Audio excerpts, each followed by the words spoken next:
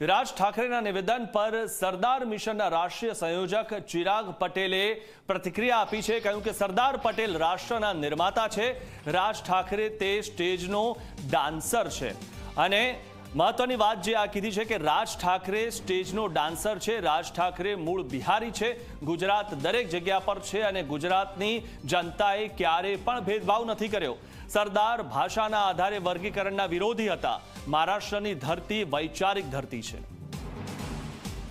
આ દેશમાં ને વૈશ્વિક પ્રતિભા છે અને એ પ્રતિભાને કોઈ નાના મોટા રેંજી પેંજી રાજ ઠાકરે જેવા કોઈ એમના ઉપર નિવેદન કરે તો એ સરદારની પ્રતિભાને સહેજ પણ આંચ આવે એવું છે જ નહીં। કારણ કે જે સરદારે આ દેશને અખંડ ભારત બનાવ્યું, રાષ્ટ્રના નિર્માતા હતા, એમને પોતાને સહેજ પણ એવું તો આમ આશા પણ નહોતી, લાલચ પણ નહોતી કે હું આ કરીને મને કંઈ લાભ લઈ લઉં। આપણે બધાએ જોયું છે આ ક્યાંથી ઉત્પન્ન થયા રાજ ઠાકરેને। એ તો બિહારના લોકો છે, મૂળભૂત લોકો, અને મધ્યપ્રદેશ થઈને મુંબઈમાં વસવાટ કર્યો છે એમની બીજી ત્રીજી પેઢીએ, અને ત્યાં સ્થાયી થયા છે અને મરાઠી માણસની વાત કરે છે। એ મરાઠી માણસ ખરા અર્થમાં મરાઠીઓ છે જ નહીં, એ તો બહારથી બિહારથી આવી રહી વસ્યા છે। પરંતુ આપણે જ્ઞાતિ જાતિ ધર્મથી ઉપર ઉઠીને જ્યારે વાત કરતા હોય, જ્યારે ભારતની વાત કરતા હોય, ત્યારે આવા લોકોને મહારાષ્ટ્રની જનતાએ જાકારો આપેલો છે અને એ જાકારો આપે એના લીધે હવે પોતાનું રાજકીય અસ્તિત્વ જોખમમાં છે।